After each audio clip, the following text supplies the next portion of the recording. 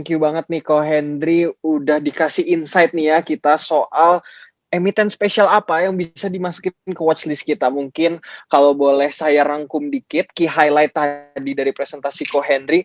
Yang pertama kita pakai kursi 3 kakinya Chuck Akre tadi ya dari ekonomis terkenal. Kemudian poin yang pertama, apakah PTBA memenuhi kriteria untuk menjadi extraordinary business? Terbukti iya ya tadi karena kemampuan mitigasi resiko dan potensi kedepannya oke sekali. Kemudian tadi udah dibahas juga sama Ko Henry pakai DuPont analysis, structure cost, value chain. Nah, PTBA ini memang sangat bagus ya. Dan secara manajemen tadi Ko Henry juga udah bahas ya, dividennya nggak sebesar kompetitor karena perlu diingat itu digunakan untuk reinvestasi.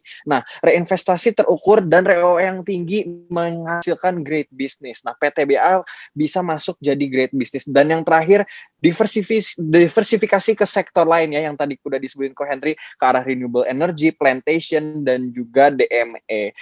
Betul ya Ko Hen ya, berarti ya, PTBA ini bisa kita masukin jadi great companies, betul ya? Ya.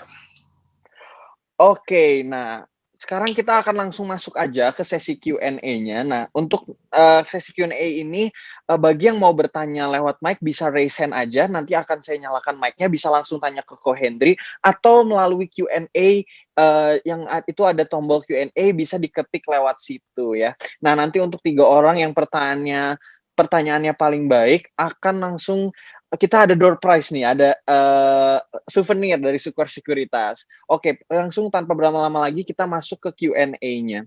Nah, ini ada yang raise hand nih, Kohen. Oke. Ya, silakan. Pak Diki boleh? Boleh open video juga boleh, Pak, biar teman-teman cuan tuper bisa lebih kenal. Oh, selamat siang. Ya. Terima kasih atas kesempatannya. Ya. Saya Diki mau tanya mengenai harga batubara ke depannya. Ini kan di 2030 seperti yang dipresentasi tadi, harga konsumsi batubara dunia itu akan mulai berkurang dari 2030. Nah, otomatis produsen batubara yang ada di Indonesia seperti Adaro, ITMG dan produsen batubara lainnya itu kan juga akan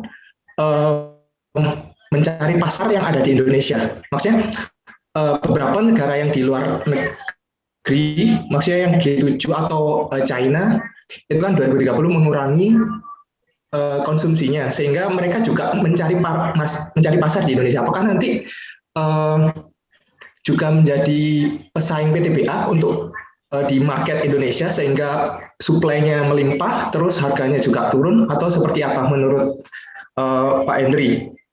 Baik. Gimana pendapatnya? Terima kasih Pak untuk pertanyaannya Pak Diki. Baik, pertama, di luar negeri sana, kalau dia udah ikutin aturan pemerintahnya, biasanya kalau dia udah harus menerapkan ESG, perusahaan ESG itu kan memang ada standarnya.